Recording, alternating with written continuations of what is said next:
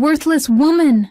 my mother-in-law Evelyn screamed, her voice echoing through the sterile hospital hallway.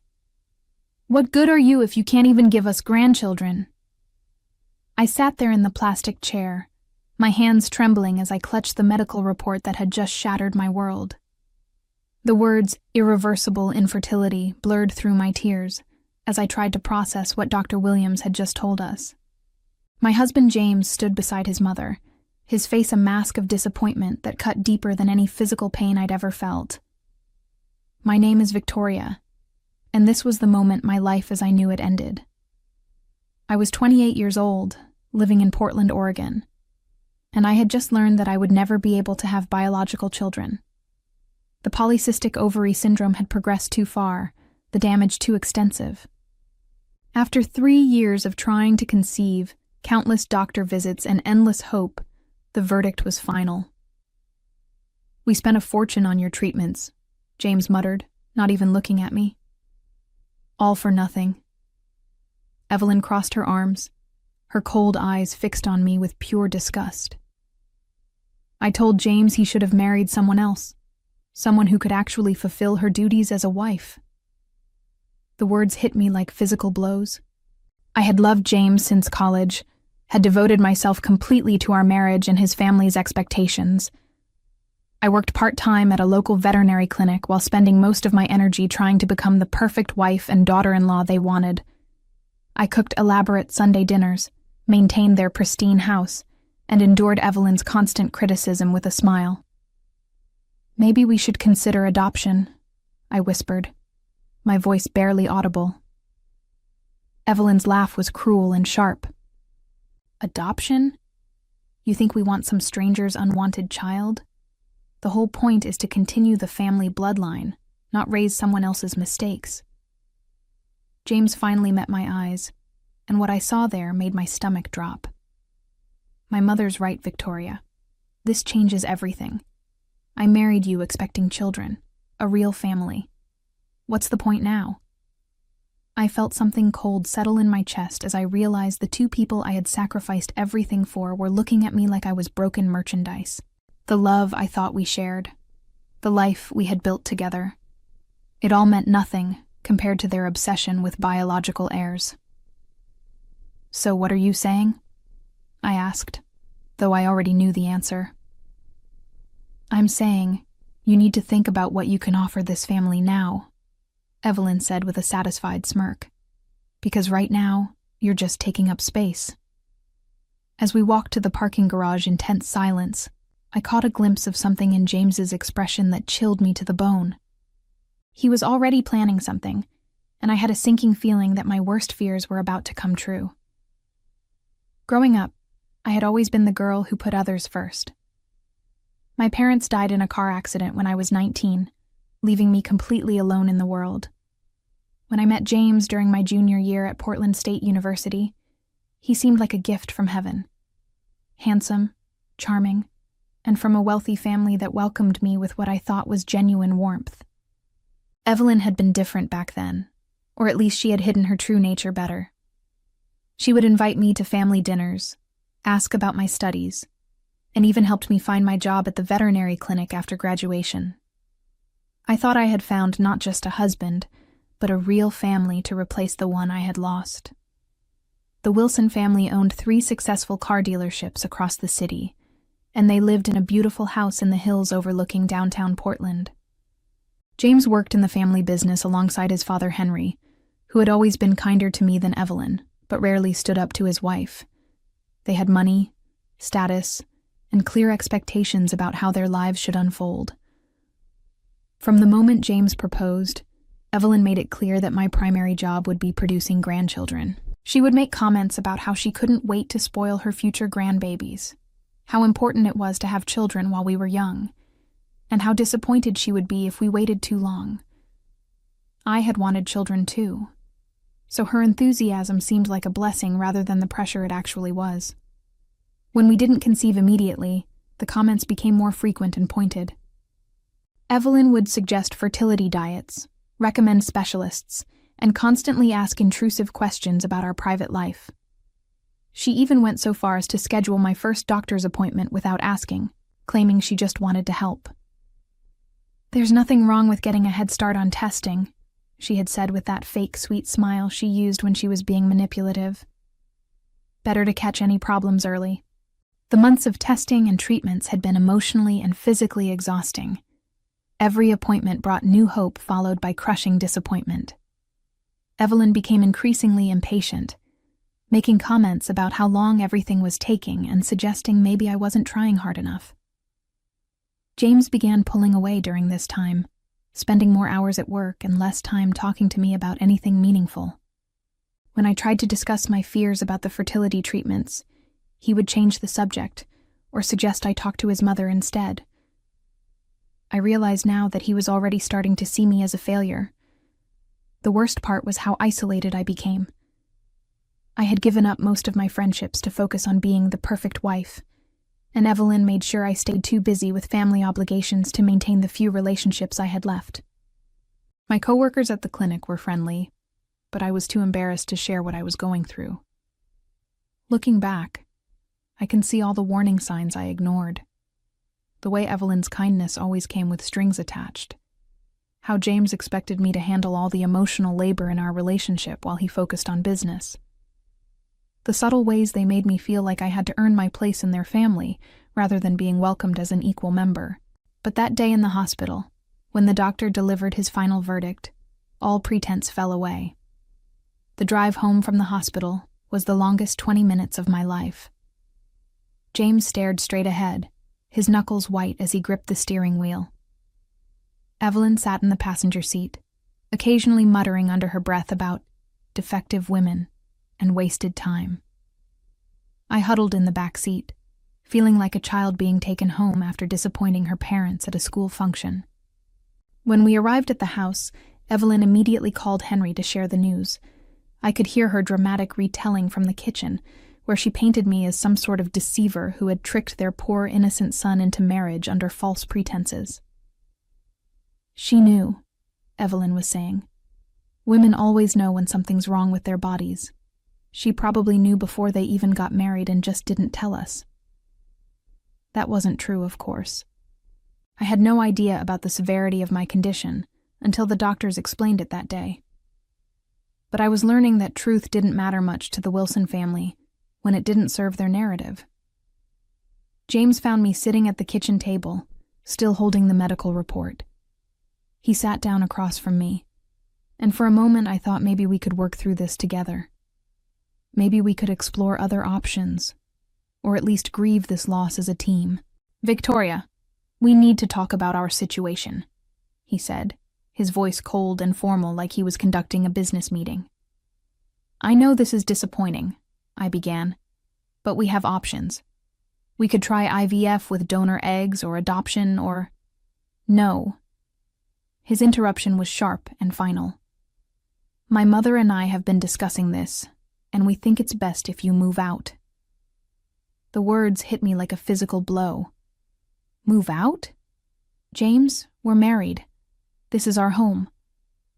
"Actually, it's my family's home," he corrected me. "And frankly, what's the point of staying married if you can't give me children? I'm 30 years old. I don't want to waste more time on a dead-end relationship." I stared at him in disbelief. This was the man who had promised to love me in sickness and in health, for better or for worse. "You want a divorce?" "I want you gone," he said bluntly. "You can have whatever clothes and personal items you brought when you moved in, but everything else stays here. The car is in my name, and obviously you can't stay in the house." Evelyn appeared in the doorway, clearly having finished her phone call. "We've been more than generous with you, Victoria. We paid for your expensive treatments, gave you a beautiful home, and welcomed you into our family. It's not our fault you turned out to be broken." The word broken echoed in my mind as I sat there, trying to process the speed at which my entire life was being dismantled. These people I had loved and served and sacrificed for were throwing me away like garbage the moment I couldn't give them what they wanted. "You have until tomorrow evening to pack your things and find somewhere else to go," James added. "I'll be filing for divorce next week on grounds of inability to fulfill marital obligations." As I looked at their satisfied faces, Something hardened inside me. They thought they were discarding a broken, worthless woman. They had no idea who they were really dealing with. I spent that night in a cheap motel near the airport, staring at the water-stained ceiling, and trying to figure out how my life had fallen apart so completely in the span of 12 hours. I had $67 in my checking account, a small savings account with about $800 that James didn't know about, and nowhere to go. The next morning, I called in sick to work and began the humiliating process of packing my belongings. James had already left for the dealership, but Evelyn stationed herself in the living room like a guard, making sure I didn't take anything she considered theirs. This included wedding gifts we had received together, furniture we had picked out as a couple, and even some of my own books that she claimed were now family property, since they had been on the family bookshelves. "Don't even think about taking that casserole dish," she barked, when I reached for a ceramic dish my late mother had given me before she died. I've grown quite fond of it. I wanted to fight her on it, but I was so emotionally drained that I just let her have it. I let her have everything except my clothes, my laptop, and a small jewelry box with my mother's ring, the only thing I had left of my parents. As I loaded my single suitcase into the trunk of a taxi, Evelyn delivered her final blow. "You know, Victoria, I never liked you. You were always too needy, too desperate to please. James deserves someone with breeding, someone who can actually contribute to this family's legacy. You're just a sad little orphan who was never going to be good enough." Her words were designed to shatter whatever remained of my confidence, and for a moment they almost succeeded. But as the taxi pulled away from the house where I had spent 3 years trying to earn love that was never real, I felt something unexpected. Relief. For the first time in years, I didn't have to worry about Evelyn's approval or James's disappointment. I didn't have to pretend to enjoy family dinners where they talked about me like I wasn't there, or smile through passive-aggressive comments about my cooking or cleaning. I was free from their suffocating expectations and conditional love. I spent the next week in a series of cheap motels, using my laptop to search for affordable apartments and full-time jobs.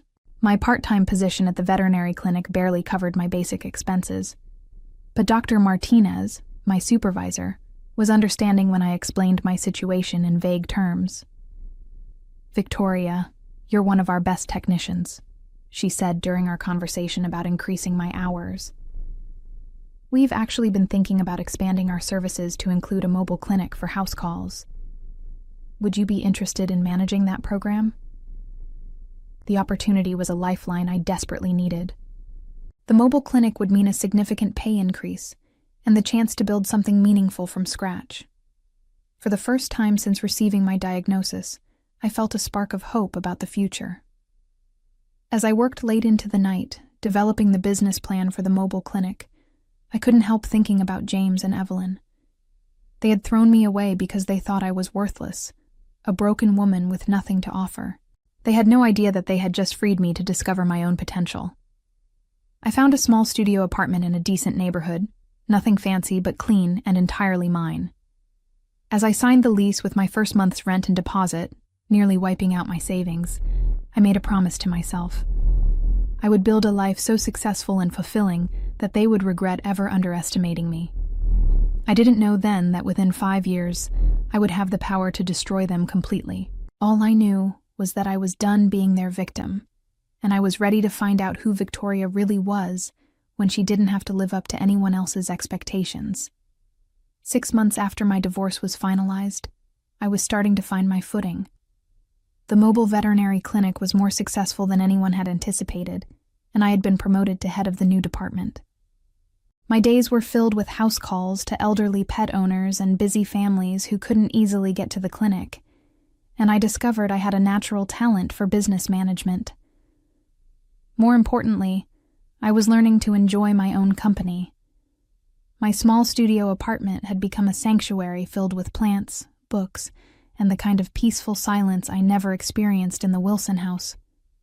For the first time in my adult life, I could make decisions based solely on what I wanted, not what would please someone else. I was returning from a particularly satisfying day of appointments when I received a call that would change everything. The number was unfamiliar, but something made me answer. "Is this Victoria Turner?" The voice was professional but warm. "Yes, this is Victoria. My name is David Morrison. I'm a private investigator, and I've been hired to locate you regarding a matter of inheritance." My heart skipped. I had no living relatives that I knew of, and my parents had died with nothing but debt. "I think you have the wrong person. You were born Victoria Lynn Turner on March 15th, correct? Parents were Robert and Helen Turner?" "Yes, but—" "Miss Turner, your father had an older brother named William Turner. He passed away recently and left a substantial inheritance to his only living relative. You." I had to sit down on my apartment steps. "I don't understand. My father never mentioned having a brother." "According to the documents I have, there was a falling out between the brothers in their 20s. William tried to reconnect several times over the years, but your father refused all contact. William never married or had children, and when he learned of your parents' death, he spent considerable resources trying to find you. Unfortunately, your marriage name change made you difficult to locate." The investigator explained that my Uncle William had been a successful tech entrepreneur who sold his company for $47 million 3 years ago. He had been living quietly in Seattle, managing his investments and searching for his lost family. His will left everything to me, along with a letter explaining why he had never given up looking. "There are some legal procedures to complete, but you're looking at inheriting approximately $52 million, plus properties in Seattle and Vancouver." I dropped the phone. When I called back 10 minutes later, after confirming this wasn't an elaborate scam, David Morrison was patient with my questions and emotional reactions. He arranged to meet me the following day with William's attorney to begin the inheritance process. That night, I couldn't sleep. I kept thinking about the letter William had written, which David had read excerpts from. My uncle had expressed deep regret about the estrangement from his brother and his determination to find me after learning I was alone in the world. He had followed my life from a distance, proud of my work with animals, and heartbroken when he learned about my divorce. "She deserves to know she's not alone," the letter said. "She deserves to have choices and opportunities that weren't available to her before. I hope this inheritance helps her build the life she truly wants." As I processed this unexpected gift, I thought about James and Evelyn. They had thrown me away believing I was worthless, a woman with nothing to offer their precious family legacy. They had no idea that while they were busy congratulating themselves on getting rid of me, I had become one of the wealthiest women in Oregon. The irony was delicious, but I wasn't ready to act on it yet. First, I needed to learn how to navigate this new reality and decide exactly what kind of life I wanted to build with my uncle's generous gift. The inheritance process took 3 months to complete, during which I continued working at the veterinary clinic and living in my studio apartment. I didn't want to make any dramatic changes until everything was finalized, and I had time to process this life-altering event. David Morrison became not just my investigator, but a trusted advisor, helping me understand the scope of William's holdings and connecting me with financial planners and attorneys.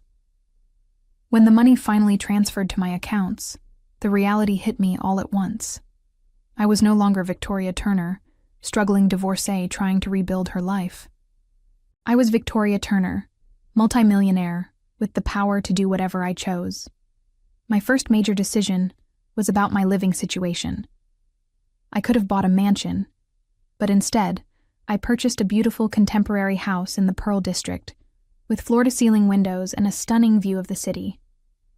It was elegant, but not ostentatious. Sophisticated, but still warm enough to feel like home. The second decision was about my career. I loved working with animals, but I wanted to expand my impact. Using $2 million of my inheritance, I established the Turner Foundation for Animal Welfare, focusing on providing veterinary care to low-income families and supporting no-kill shelters throughout the Pacific Northwest. As my foundation grew, I found myself moving in different social circles. I attended charity events, sat on nonprofit boards, and met other philanthropists and business leaders. It was at a foundation board meeting that I first met Alexander Kane. Alexander was everything James had never been: intelligent, kind, genuinely interested in making the world better, and completely unimpressed by my wealth. He ran a successful, sustainable energy company and served on several non-profit boards purely because he believed in giving back. When he asked me to dinner after our third board meeting, I was terrified and thrilled in equal measure. I have to be honest, I told him over coffee one afternoon, several weeks into what had become a friendship with romantic undertones. I've been divorced for about 2 years. It didn't end well. Want to talk about it? He asked, his gray eyes full of genuine concern. For the first time since my marriage ended, I told someone the whole story. About the infertility diagnosis, the cruel words, being thrown out like garbage. Alexander listened without judgment, occasionally asking gentle questions, but never making me feel like my pain was something to be fixed or minimized. They threw away someone extraordinary, he said finally, but their loss gave you the freedom to become who you were meant to be. 6 months later, Alexander proposed to me during a quiet weekend at his cabin in the mountains. He knew about my inheritance by then, but he also knew I would have been just as worthy of love when I was living in that studio apartment with $67 to my name. I want to build a life with you, he said as he got down on one knee. Whatever that looks like, wherever it takes us. You're not broken, Victoria. You're perfect, exactly as you are. As I said yes through happy tears, I thought about how wrong Evelyn had been. She had called me worthless because I couldn't give them biological children, never understanding that my value as a human being had nothing to do with my reproductive capacity. Alexander and I began planning our future together, including our shared dream of adopting children who needed loving homes. We started the process immediately, excited about the possibility of giving a child the kind of stable, unconditionally loving family I had always wanted. But first, there was something I needed to do. It was time to show James and Evelyn exactly how worthless I had become. 2 years after Alexander and I married in a simple ceremony surrounded by true friends, we received the call we had been waiting for. Our adoption was approved, and we were matched with twin 4-year-old siblings, Grace and Michael, who needed a permanent home together. The day we brought them home was the happiest of my life. Watching Alexander help Grace arrange her stuffed animals on her new bed, seeing Michael's shy smile when I read him his first bedtime story in our house, I understood what real family meant. It had nothing to do with genetics or bloodlines, and everything to do with chosen love and commitment. Around the same time our family was coming together, I started hearing disturbing rumors about the Wilson family business.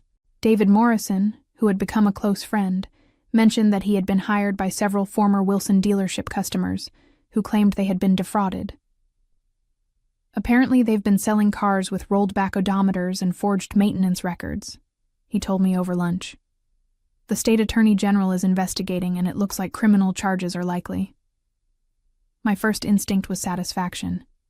After everything they had put me through, seeing them face consequences for their actions felt like cosmic justice. But as David shared more details about the scope of their illegal activities, I realized this was bigger than simple karma. Victoria, David said carefully, there's something else.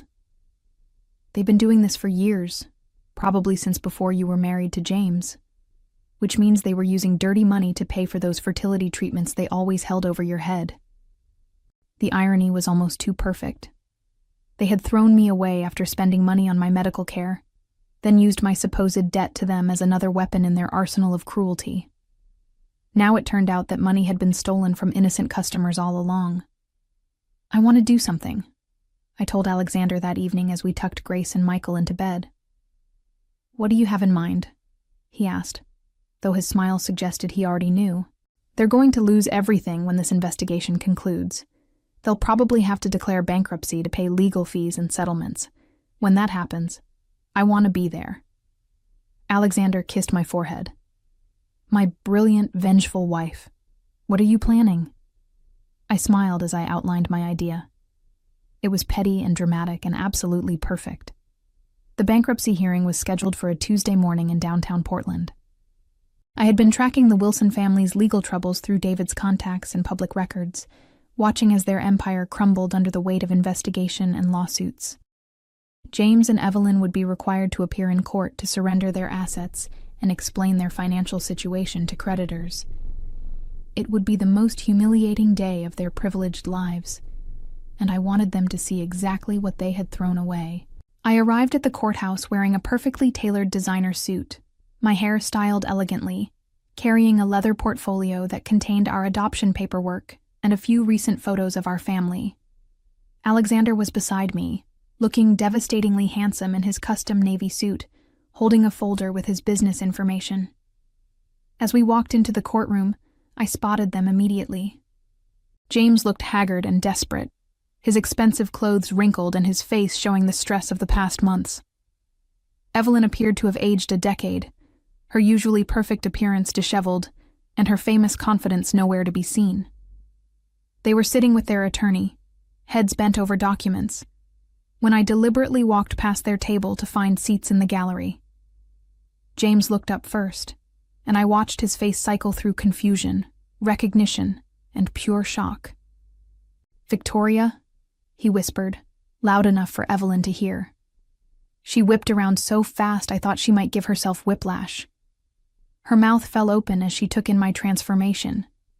The expensive clothes, the confident posture, the handsome man beside me, the undeniable aura of success and happiness.